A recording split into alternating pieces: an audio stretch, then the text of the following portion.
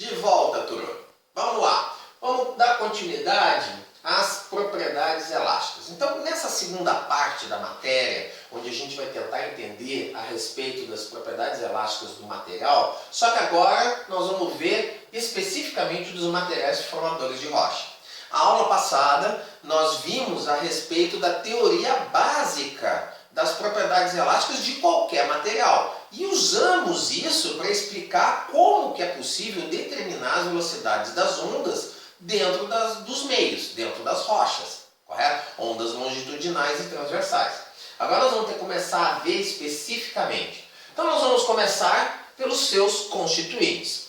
As rochas são feitas de minerais, de gases e de líquidos. Vejam, a separação da propriedade elástica está nos seus grandes grupos. Sólidos, no caso mineral, e fluidos, gases e líquidos, que têm comportamentos semelhantes, mas não absolutamente iguais. E aí, hoje, ainda nessa aula, nós vamos começar a entender a respeito das propriedades elásticas dentro das rochas, ígneas e metamórficas. Novamente, igualzinho como no outro caso, essas rochas têm como características grande concentração de material sólido, pequenos percentuais dos materiais fluidos, gases ou líquidos. Então, por isso também, a separação vai se dar por esses dois grandes grupos, as ígneas, as metamórficas e as sedimentares depois. Então, vamos lá. Então, os minerais eles têm umas características muito peculiares agora. Aquela teoria todas que nós vimos eram para materiais isotrópicos. Iso, iguais, tropos, propriedades. Ou seja, a propriedade do material não muda dentro dele. Ele é igual, independente da direção, independente do sentido, a propriedade não muda. Minerais não são assim. Minerais são materiais anisotrópicos. Por quê? Lembre-se, uma madeira, uma barra de ferro, por exemplo, mais fácil, né? Uma barra de ferro, ela é produzida a partir da fundição do ferro. Eu fundo e dou aquela forma para ele, ele se solidifica. Minerais não são assim. Os minerais, quando eles passam do estado líquido, fundido, para sólido, eles passam por um processo de cristalização. Então, quem fez mineralogia, quem entende de mineralogia, sabe do que eu estou falando. Cada mineral tem um estado cristalino diferente, tem uma estrutura na qual os átomos se arranjam de maneira diferente. Então isso faz com que aquele mineral não responda à mesma propriedade de acordo com a orientação espacial relativa a essa estrutura. Então ele acaba sendo anisotrópico. Então, se eu pegar agora e pensar nos minerais, por exemplo, uma olivina, um piroxênio, um quartzo, uma mica, eles não têm só formas geométricas externas diferentes, eles também têm estruturas cristalográficas, estruturas cristalinas diferentes. Então, quando eu olhar um mineral, pode ser o tamanho que for, o tamanho de 10 centímetros, 20 centímetros ou de 1 milímetro. Se eu encontrar as orientações cristalográficas daquele mineral, determinar as posições delas dentro daquele estado sólido e tentar medir aquelas constantes da aula passada naquele material sólido com relação à direção, eu vou ver que não é igual. Então isso vai fazer com o seguinte: se eu pensar em apenas um mineral, eu vou ficar praticamente louco tentando determinar aquelas propriedades para aquele mineral, porque elas vão variar muito. E aí eu vou ter que trabalhar com o quê? Com valores médios? Mas se de repente as discrepâncias são muito grandes? Então isso cria uma situação matemática muito complexa, onde se eu tentar calcular a influência para determinar a velocidade da onda sísmica dentro do meio, para a influência de cada mineral diferente, e a rocha é formada por centenas de minerais e 10, 15 de composição diferente, então o que acontece? É praticamente impossível. Mas aí que vem a vantagem. Nas rochas, a distribuição, a orientação espacial de todos os grãos da mesma família de minerais é aleatória. aí ela é suficientemente aleatória para eu poder trabalhar dentro das rochas numa média. Então essa é a principal característica que nós temos que começar a entender. Quando a gente vai falando de minerais, eles vão ter um fator de anisotropia muito grande. Mas quando eu falar de rochas, esse fator de anisotropia diminui. Não fica inexistente, mas vai diminuir bastante. Tá? Então o que acontece? Temos que passar, né, a teoria elástica, que então é estabelecida para materiais isotrópicos, para materiais que são anisotrópicos, que possuem estruturas cristalinas, sistema cristalográfico. Tá? Então isso vai ter que ser feito de uma certa maneira para poder compreender. Então aí se fala em valores médios ou comportamentos médios. Então vamos lá, vamos entender isso para quem não viu mineralogia ou para quem já viu há muito tempo. Vejam, essas figuras geométricas aqui representam os sistemas cristalinos de vários minerais. No caso, então, são o sistema cúbico, o tetragonal, o romboédrico, o hexagonal, o ortorrômbico, monoclínico e triclínico. Todos eles têm regras matemáticas específicas para estabelecimento de cada um. Mas o que eles têm em comum?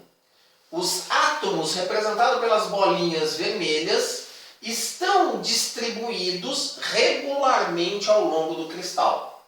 E estão distribuídos dentro de cada uma dessas regras que as figuras estabelecem. Vamos falar da mais fácil, né, para vocês entenderem, porque depois vale a mesma coisa. No sistema cúbico, independente da composição química daquele mineral, os átomos, que são as bolinhas vermelhas, todos eles vão ter essa característica. Estão distribuídos igualmente espaçados uns em relação aos outros, então a distância entre cada uma das bolinhas vermelhas é a mesma, e eles estão distribuídos de tal maneira que as linhas que os unem são de 90 graus. Então forma um cubo. Se eu olhar para os átomos no espaço, eu vou ver uma figura de um cubo. Claro que as linhas, aqui essas linhas pretas, representam as forças de ligação. É as forças que unem aqueles átomos. Mas essa distribuição vai ocorrer. No caso do cubo, temos o cubo mais simples, então formado apenas por 8 átomos. Podemos ter também uma variação onde há um átomo que pertence a cada face desse cubo. Então nós temos, além dos 8 átomos, nós temos mais 6. Então esse é um cubo de face centrada. Vejam, isso aqui é uma posição atômica. E depois nós temos o cubo de corpo centrado, onde além dos 8 átomos que compõem as arestas, os vértices de cada um, ainda temos um átomo lá dentro no centro do corpo. E aí o análogo para cá é a mesma coisa. Então agora vamos pensar que cada linha dessas é uma força de ligação. Cada bolinha vermelha é um átomo. Será que se eu tentar comprimir todas essas figuras geométricas aqui na mesma posição espacial, correto? Vamos dizer que eu pegasse uma prensa gigante e apertasse esses átomos agora, né, nesse sentido. Será que todas essas figuras geométricas responderiam da mesma maneira? Será que algumas teriam mais resistência a uma compressão e outras não? Vamos ver o seguinte. Vamos fazer algumas comparações bem simplistas. Vamos pegar o cubo. Vamos pegar o cubo simples, correto? Ao tentar apertar, existem forças que estão, então, mantendo aqueles átomos juntos. Elas vão resistir, correto? Então, se eu tentar comprimir, eu vou até conseguir, mas ele vai oferecer uma resistência. Vamos comparar com o extremo aqui, o monoclínico. Se eu aperto a face de cima e a face de baixo aqui, vejam, eu tenho um determinado ângulo, determinado pelo próprio sistema monoclínico. Será que ele vai resistir da mesma maneira que o cubo, se as arestas tivessem o mesmo tamanho? Será que esse aqui não ia resistir menos, se deformando então por cisalhamento de uma maneira muito mais fácil? Obviamente que sim. Então, se eu tentar comprimir um cubo ou comprimir um prisma, né, do sistema monoclínico, haverão diferenças de resistência. Mesma coisa o hexagonal. Vamos dizer aqui nesse hexágono, né, tivesse a mesma altura desse cubo. Só que veja bem, ao apertar o hexágono, ele distribuiria as forças ao longo de 6 arestas. Eu tenho muito mais ligações químicas aqui para resistir a essa compressão. A mesma coisa, e se eu girasse o topo desse hexágono com relação à base dele? Se eu tentasse fazer um esforço cisalhante de rotação, esse aqui teria 6 forças para resistir essa rotação. Esse aqui só teria 4. Então é isso que a gente tem que analisar. Agora, cada uma dessas figuras geométricas representam forças de atração intermoleculares que farão com que haja forças de resistência à aplicação de uma força externa e à respectiva deformação. E cada geometria dessas tem propriedades diferentes com relação à orientação externa. Então, por isso, minerais são tão complicados. A vantagem é que os minerais de cada sistema estarão orientados aleatoriamente dentro de uma rocha. Então eu vou poder pensar e tratar esses dados das propriedades elásticas numa forma de uma média ou uma tendência para cada sistema cristalino e para cada mineral. Então, o que acontece? Para a determinação das propriedades físicas dos minerais, não se utiliza um mineral. O que se faz é um bloco ou uma amostra onde eu consiga garantir um conjunto enorme de minerais distribuídos randomicamente dentro daquela amostra. Então eu posso usar um cubo formado todo, por exemplo, por micas. Pego lá um cubo, uma forma geométrica de cubo e preencho todo ele com mica. Só que em vez de preencher com as micas todas paralelas, todas bonitinhas uma do lado da outra, eu encho eles com micas aleatoriamente distribuídas. E aí executo o meu exame de laboratório, meu teste laboratorial, de modo a determinar aquelas constantes elásticas para a mica. Só que eu vou trabalhar com uma média. É uma resposta tendenciosa no sentido de tendência da média que aquele mineral vai ter para aquela situação. Tá? Isso é uma maneira de simplificar. Então a gente pode entender e observar algumas tendências que surgem nos diferentes minerais.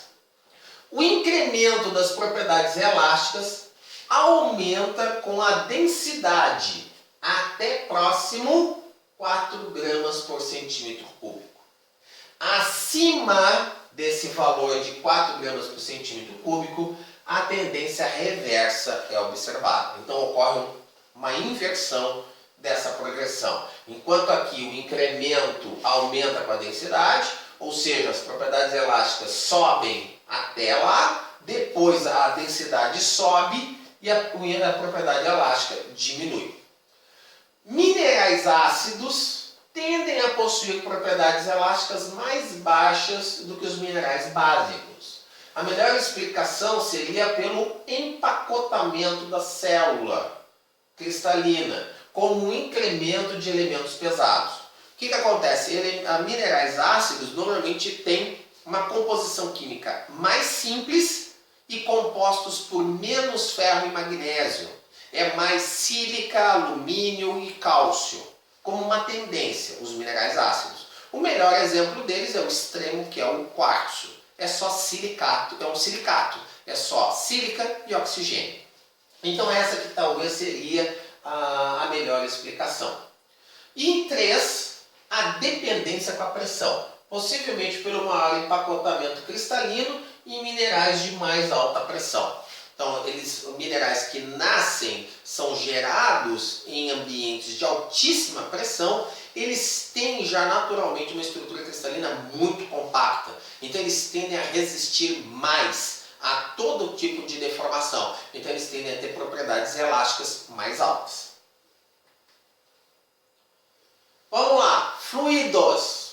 Tá? Os fluidos são a outra parte que compõe a rocha. Eles não são compostos unicamente por minerais. Existem interstícios entre os minerais, existem os poros na forma de fratura, na forma de um espaço vazio, e ele vai ser ocupado ou por um gás ou por um líquido. E aí, como a gente já viu, gases e líquidos têm um comportamento, em termos de propriedade elástica, completamente diferente. Enquanto o sólido resiste à deformação cisalhante e compressiva, os líquidos não.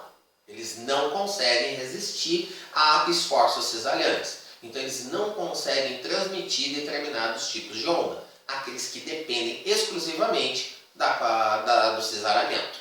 Tá? Então, o que vai acontecer? Quando existir esses fluidos dentro da rocha, a propriedade elástica pode mudar drasticamente. Tá? Então, o que vai acontecer agora é que o módulo de cisalhamento que vai existir na rocha vai diminuir drasticamente por causa que o módulo de cisalhamento nos fluidos vai ser nulo.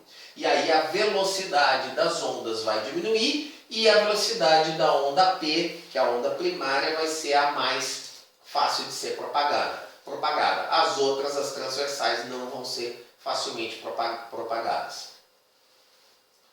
Bom, então aqui está a maneira como calculamos a velocidade da onda P para os gases. Então a gente precisa saber o módulo de compressão. No caso, como é um gás, o módulo de compressão ele é adiabático. A razão do calor específico da pressão e do volume constante e a pressão aplicada e a densidade do gás. Com isso a gente consegue adaptar aquela fórmula original da determinação da onda P para os gases. Dentro dos líquidos, então agora eles têm um fator de compressibilidade mais baixo do que os gases. Lembram, os gases eles aceitam compressão muito fácil, os líquidos já não, nem tanto, mas eles aceitam a mudança de geometria muito fácil. E aí nesse caso então vai se poder calcular, por exemplo, no caso aqui, a velocidade da onda na água, da onda P na água, através da temperatura, a concentração se tiver algum sal, que pode ser, e a pressão.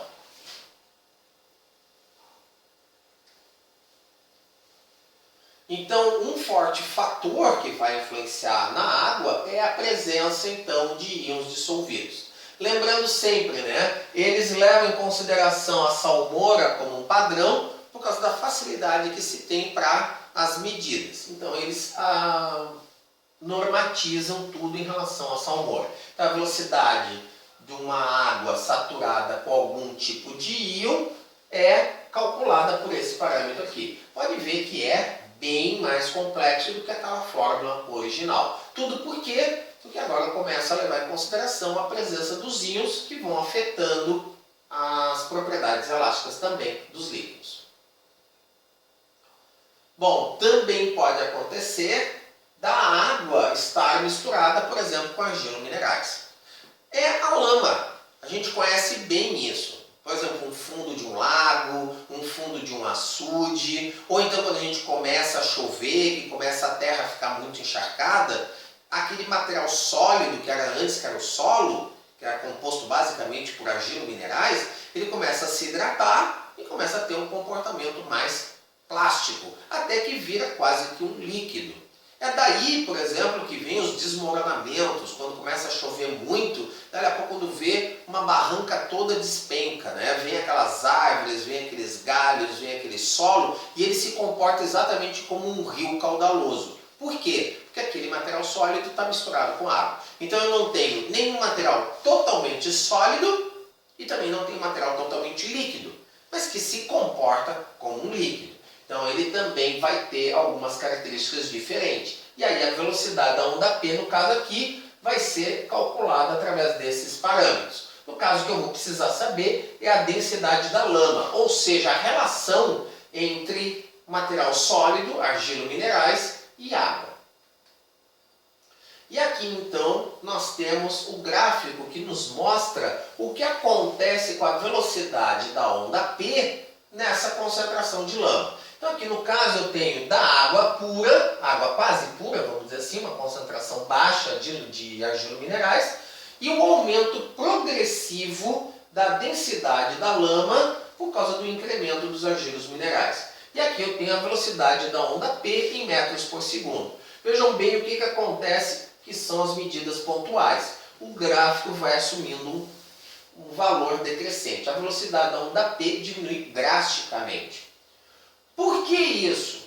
Duas explicações básicas. A primeira vem no próprio cálculo da velocidade da onda P nesse material, onde depende da densidade que divide o fator de compressibilidade. Então, ou seja, quanto maior o valor de densidade, a constante aqui é a mesma, o valor tende a ser menor. Então, era o comportamento esperado. Densidade aumentou, a velocidade da onda P tem que diminuir. Mas também há um efeito chamado de barreira sônica, onde cada argilo mineral absorve em si mesmo um pouco daquela energia. É algo mais ou menos como o seguinte: é como dar um soco na parede, né? E agora dar um soco na parede com um travesseiro. O travesseiro absorve um pouco daquela energia do soco, e aí machuca menos a mão. E transmite também menos energia para a parede. Então é mais ou menos essa ideia do que pode acontecer com a presença cada vez maior dos argilos minerais. Bom, dentro dos líquidos também temos os óleos. Os óleos têm composição química completamente diferente da água e, por consequência, também vão ter propriedades físicas diferentes.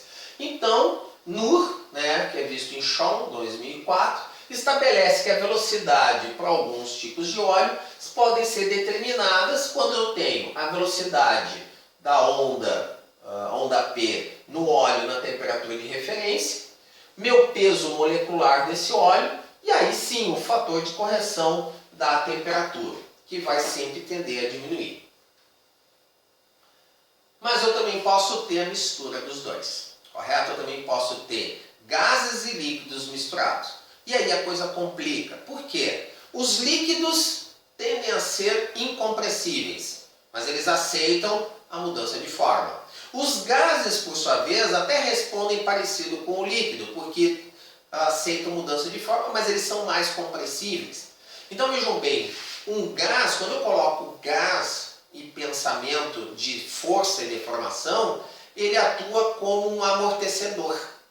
É como se tivesse um sistema de amortecimento que absorve através da deformação. Eles aceitam isso, mas o líquido não. Então a relação entre gás e óleo acaba um competindo com o outro. Tá? Então o que vai acontecer? Para então saber como que vai ser o comportamento elástico médio de uma rocha onde contenha gases líquidos, eu vou ter que levar em conta o quê? As propriedades elásticas e a densidade de dois ou mais constituintes de cada polo, se é gás ou é líquido, e cada um deles. As frações em volume dos constituintes, ele tem mais gás ou tem mais óleo?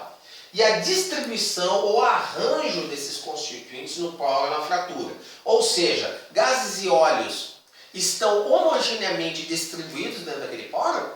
Ou seja, é como se eu olhar dentro de uma garrafa de refrigerante, onde se eu olhar eu não consigo distinguir onde é que está o CO2 ou o líquido?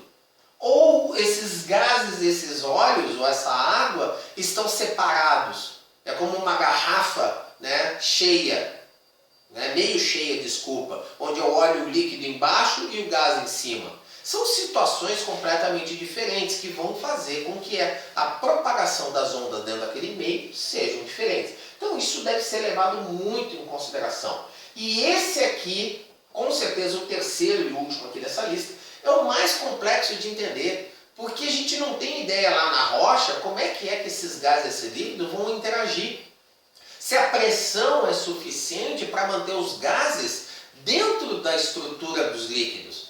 O efeito da garrafa de refrigerante, que a gente olha a garrafa por fora e ela não contém gás nenhum. Mas ao abrir a tampa da garrafa, então alivia a pressão de confinamento e os gases podem começar a sair. Isso aqui é extremamente complexo, mas tem que ser lidado quando se trabalha com sísmica.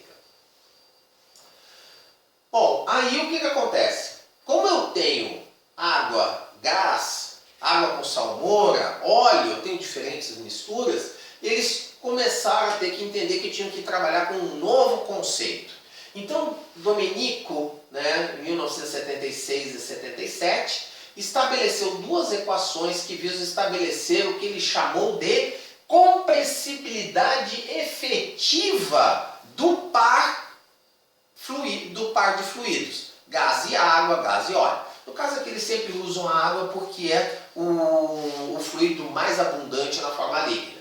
Então o que eu preciso saber? Preciso saber o grau de saturação dessa água, a compressibilidade da água e a compressibilidade do gás. No caso do grau de saturação da água, é exatamente o quanto de gás que ela pôde receber, correto?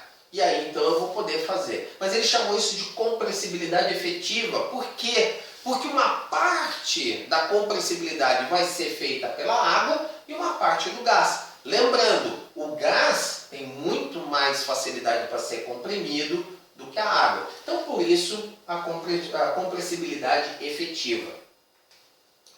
No caso aqui, né, temos um gráfico mostrando a quantidade de água e a compressibilidade efetiva. Então, quanto mais água, saturação em água, a compressibilidade efetiva, que é a curva A, ela vai diminuindo, correto? Por quê? A água é menos compressiva, ela aceita menos a compressão. Quando eu começo a ter mais gás distribuído dentro dela, então ele vai aceitar mais a compressão dada sobre ele. Por isso a compressibilidade efetiva tende a cair drasticamente. Bom, então a gente conseguiu ver um apanhado a respeito das propriedades elásticas dos sólidos dentro da rocha, que são os minerais, e aí tem que ser analisado cada um deles, e depois dos gases e dos líquidos. Agora nós vamos terminar a aula de hoje vendo a respeito das propriedades físicas ou elásticas das rochas ígneas e metamórficas. Elas são agrupadas juntas, como eu já expliquei antes no começo da aula, exatamente por quê? Porque como elas têm quantidades de fluidos muito baixas, em torno de 1 a no máximo 10%, a propriedade elástica predominante é a da sólida. Então eles acabam sendo reunidos dentro do mesmo grande grupo quando se pensa nesse tipo de propriedade. Então o que vai acontecer? Ela vai ter, por causa da mineralogia, por causa da textura, por causa das estruturas que são extremamente variadas dentro delas. Então, rochas ígneas têm um conjunto de mineralogias, estruturas e texturas. As rochas metamórficas têm outro tipo de estrutura e textura e geram-se novos minerais. Então, o que vai acontecer é o seguinte, as variações são muito grandes. Nós temos uma ampla faixa de variações dentro dos tipos de rocha. Então, o que vai acontecer? Quais são essas variações? Aquelas diferenças devidas às composições da própria rocha. Então, rochas ígneas, ácidas, básicas, ultrabásicas, vão ter propriedades diferentes. Nós vimos lá, quando a gente falou de propriedades físicas dos minerais, os minerais ácidos tendem a ter propriedades elásticas menores do que aquelas dos minerais básicos a ultrabásicos. Por quê? Por causa da diferença de composição, por causa da estrutura cristalina, por causa de todas as características dele. Então, aqui vem esse item. O efeito de rachaduras, fraturas e poros também tem um efeito muito grande. Vejam, isso são descontinuidades. Essas fraturas, rachaduras, poros, por mínimo que sejam, eles vão ter que estar preenchidos com gás ou com líquidos. Ou eles vão promover uma descontinuidade por si só, então também vai afetar. O efeito de anisotropia presente nas rochas. Isso ocorre principalmente nas rochas metamórficas por causa das texturas. Então, os minerais metamórficos e o metamorfismo, quando aplicado na rocha, sempre vai causar uma mudança da orientação dos minerais.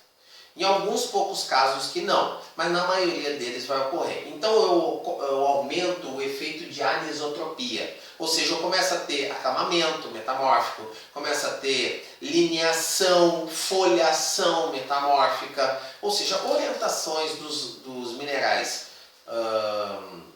tipo lápis, né, uma lineação, ou uma foliação, que é a orientação dos minerais tipo folha, correto? Que vão começar a ficar plano paralelos. E principalmente a temperatura e a pressão, que vão ter efeitos muito grandes nesses tipos de rocha. Então vamos lá. Relação entre velocidade da onda P, composição da rocha e a relação com a pressão. Então, esses 4 gráficos aqui representam os mesmos tipos de rochas em condições diferentes e diferentes tipos de rochas na mesma condição. Vamos começar a examinar os extremos A, B, C e D. Bom, então vamos lá. Rocha número 1, a curva número 1 representa o comportamento da velocidade da onda P num granito. A curva número 2, de um gabbro, rocha ácida, rocha básica. E de um peridotito piroxenito, rocha ultrabásica. Então vamos lá. Velocidades da onda na mesma pressão, 0,1 megapascais.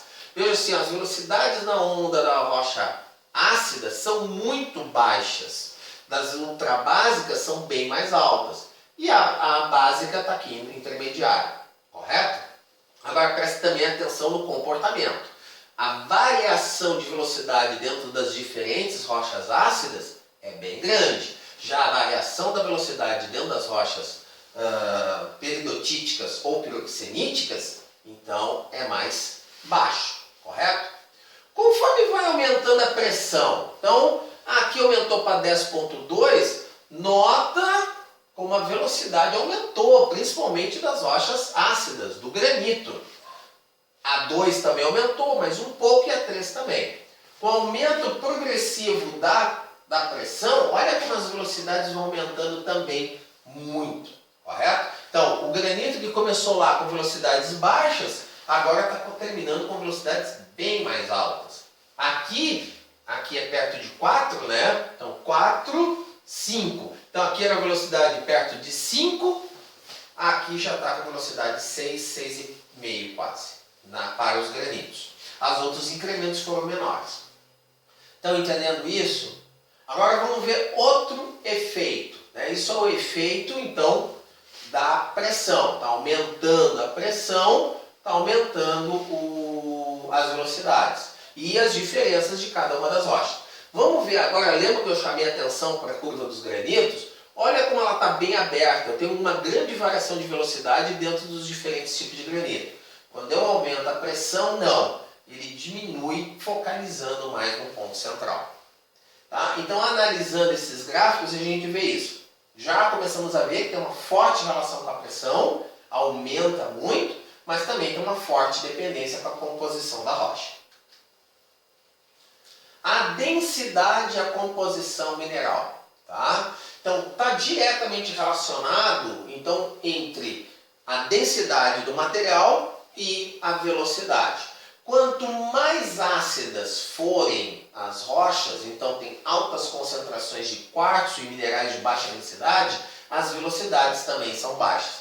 Principalmente pelo quê? Por causa da estrutura cristalina. Normalmente são estruturas cristalinas mais simples, menos complexas, então que oferecem menos resistências às deformações cisalhantes, compressivas. E aí eles acabam propagando as ondas mecânicas com velocidades mais baixas. O que vai acontecer o oposto, que a gente acabou de ver, que as rochas mais básicas, mais ultrabásicas, possuem minerais com mais índice de ferro, mais magnésio, isso complexa eles de maneira cristalográfica e aí possivelmente vai melhorando essa propagação da onda. Então, normalmente, minerais mais densos dão velocidades mais altas do que minerais menos densos.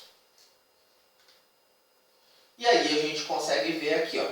Então, levando em consideração apenas o conteúdo de quartzo dentro de uma rocha e aqui a velocidade da onda P, o que acontece? Quanto mais quartzo eu coloco dentro da rocha, então começando lá com seus 38, 39% de quartzo e terminando aí aqui quase 70% de quartzo, olha só o que acontece com a velocidade. Decai rapidamente. exatamente porque o quartzo é um dos minerais com as velocidades, as propriedades elásticas menores. Então, a menor propagação da velocidade da onda.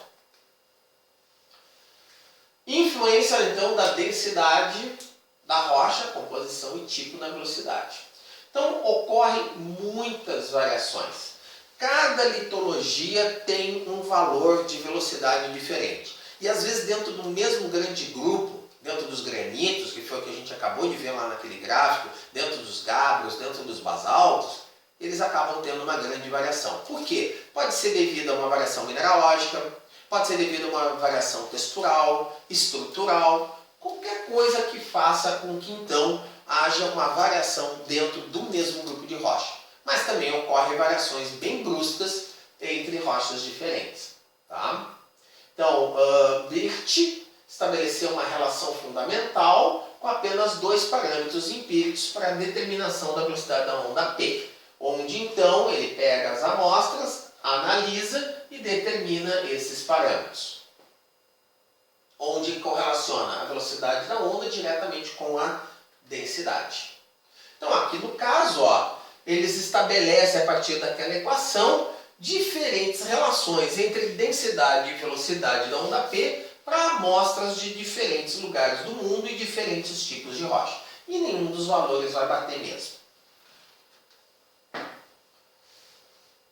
Aqui então são outros, que pesquisaram e determinaram as velocidades das ondas com relação à densidade dos basaltos oceânicos, mas vejam bem, os mesmos autores para as mesmas rochas descobrem de acordo com amostras diferentes valores diferentes. Então tem que se tomar muito cuidado com essa relação empírica entre a densidade e as velocidades.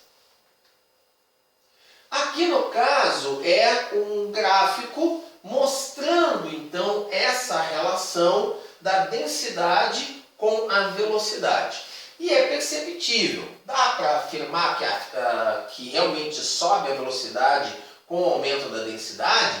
É visível aqui, não dá para se discutir. E diferentes aqui estão os diferentes tipos de rocha.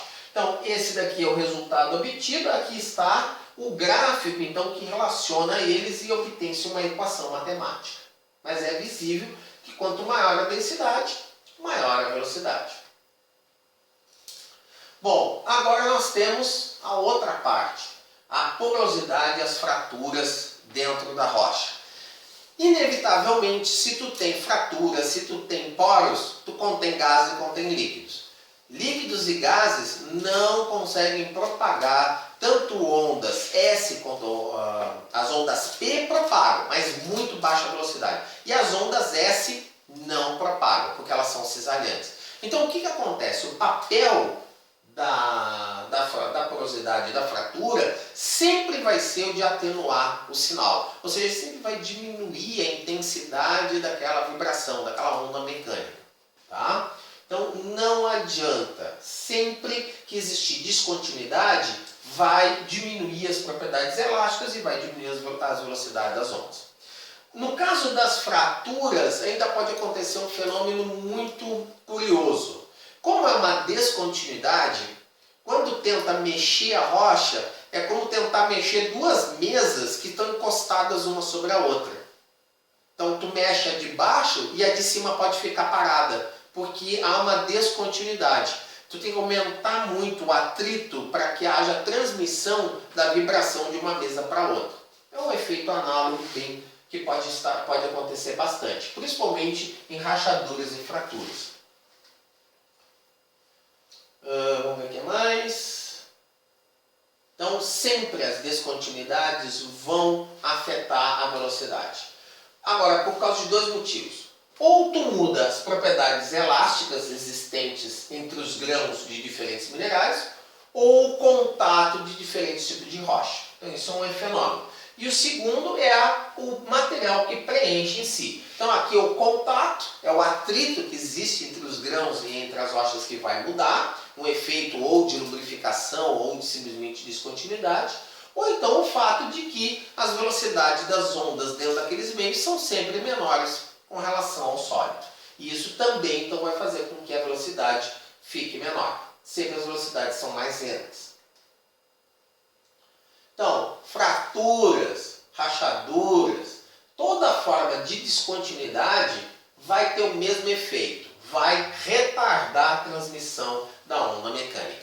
Isso é inevitável. Agora, quanto que vai afetar? Aí é outra questão. Se é uma fratura seca, vai afetar mais do que uma fratura cheia de óleo, ou mais do que uma fratura cheia de água. Por quê? Porque está preenchida com gás. Se tiver água pura ou óleo puro, vai afetar de um modo, mais do que gás. Mas se tiver misturado óleo, água e gás, fica intermediário. Então, de acordo com o material, é que vai também ser determinado isso. Tá? Então, aqui está, né, um gráfico exemplificando a velocidade da onda P e, no caso aqui, está se aumentando a porosidade, o fraturamento da rocha, de 2 até 10%. Veja o que acontece com os gráficos, independente da pressão aplicada, sempre a rachadura vai diminuir a velocidade da onda P. Bom, então de uma maneira geral, né, a velocidade da onda sempre vai ser maior quando ela estiver coesa. Se ela estiver fraturada, vai diminuir. Se o fraturamento estiver saturado com algum líquido, então ela vai ser intermediária, menor do que a rocha coesa, mas intermediária comparada com a rocha seca. Por quê? Rocha coesa transmite, propaga a onda, uma beleza. Rocha saturada com água retarda, mas retarda menos porque ainda assim consegue transmitir com um pouco mais de eficiência. Agora, quando está preenchido com gás, esse daí é o pior dos transmissores, então não vai ser difícil de transmitir alguma coisa.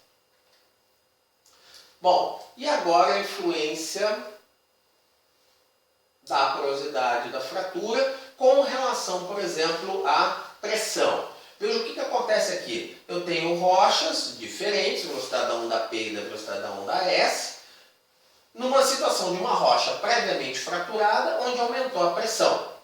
O que aconteceu? Conforme for aumentando a pressão, a velocidade sobe. Nos dois casos, a velocidade vai subindo, até que chega um período de constância. Conforme a pressão vai sendo diminuída, ela também diminui. Mas, novamente, veja aqui que o gráfico, quando aumenta a pressão, que são as bolinhas vazias, né, as velocidades são mais baixas do que quando é aliviada essa pressão e as velocidades são mais altas. O efeito é o mesmo explicado na propriedade anterior. Muitas das fraturas com o aumento da pressão se fecham e continuam então fechadas após o alívio. E efetivamente aumenta aqui no caso a propagação da velocidade da onda, tanto a P quanto a S. Aqui no caso a influência da textura na velocidade da onda. Ou seja, a textura se entende em rocha sólida, em rocha ígnea ou metamórfica, com o tamanho do grão. Então, conforme o tamanho do grão, há uma influência também na velocidade. Então, no caso aqui, foram feitos testes para granitos finos, granitos médios e granitos grossos. Vejam bem, os granitos finos têm velocidades maiores do que o seu outro extremo, que é o granito grosso, que então tem velocidades bem mais baixas. O fenômeno exato, eu nunca encontrei a explicação, mas é um fenômeno que acontece. Tá? Se algum de vocês algum dia encontrar a explicação, serei muito bem-vindo a ouvi-la também, porque eu não entendi até hoje bem porquê. Tá? Mas essa é uma regra. Grãos finos, velocidades maiores, grãos grossos, velocidades menores. Então, novamente aqui o papel da pressão, né, em diferentes tipos de rocha. A pressão sempre aumenta. Então, aqui está a velocidade da onda P em diferentes tipos de rocha. No caso aqui um peridotito, uma olivina, né, e aqui a onda P e a onda S, nos dois casos. Então, o que acontece? As velocidades incrementam. Claro, as velocidades da onda P, né, se incrementam mais, no caso do peridotito, e no caso da olivina. Agora, no caso das ondas S, então o peridotito aumenta mais do que a olivina. Mas o fenômeno sempre é esse, é de aumentar a pressão, aumenta a velocidade. No caso de minerais, por causa que há uma mudança no compactamento da estrutura cristalina. Aqui a mesma coisa, só que aqui é medida numa rocha, exatamente o mesmo gráfico. O que acontece? Eu tenho um aumento da velocidade da onda P em diferentes níveis. E ocorre um fechamento na volta. Então o que vai acontecer? Há um incremento da velocidade, principalmente pelo fechamento das finas fraturas e microjuntas, né? E também existe a compactação quase completa do material nas fases finais. E aí o que acontece é que a deformação acaba sendo permanente. Fecha de maneira permanentemente todo e qualquer poro. A influência da temperatura. Agora a influência da temperatura é normalmente ao contrário. O papel da temperatura, quando ela aumenta, tende a ser diminuir as propriedades elásticas. Nós sabemos disso muito bem, porque nós lidamos com essa informação há muitos anos. Um ferreiro, por exemplo, ele quer moldar o ferro, ele quer moldar o aço. Ele não faz isso malhando em ferro frio. Até existe essa expressão, né? Malhar em ferro frio. É muito difícil. Ele aquece a barra de ferro, ele aquece a barra de aço e aí ela se torna mais maleável. Então, o que acontece quando eu torno um material mais maleável ao aquecê-lo? Eu diminuo as propriedades elásticas. E ao fazer isso, eu diminuo as propagações das velocidades das ondas. Então, aqui o que eu tenho são o incremento da temperatura e a diminuição da velocidade da onda P em diferentes campos de pressão para a mesma rocha. Então, independente da pressão, o papel da temperatura, quando aumenta, é de diminuir as velocidades. Isso é inevitável. Bom, então vamos lá. Tá? A principal causa dessa diminuição vai começar pelo seguinte. As propriedades elásticas dos minerais individualmente vão diminuir. Depois, o que vai acontecer é que também vai afetar os fluidos. Né? Água no estado líquido tem propriedades melhores de propagação de onda do que o vapor em baixas pressões. Então, isso no caso da parte sólida e quando existir pequenos percentuais de fluidos, no caso água. Tá? E também há mudança nas condições de contato dos grãos, fraturas e limite, né? Principalmente por causa das variações dos efeitos de interface, pelo aumento do volume. Tá? E aí vai haver a dilatação dos materiais. Mas o efeito sempre é o mesmo. Tá? Beleza. Então o que vai acontecer? Nós vimos já essa primeira parte. Nós terminamos hoje então com o papel da temperatura na velocidade das ondas do meio, principalmente nas rochas sólidas. E agora nós vamos ver na próxima aula, então, dando continuidade a esse assunto. Espero vocês na próxima aula.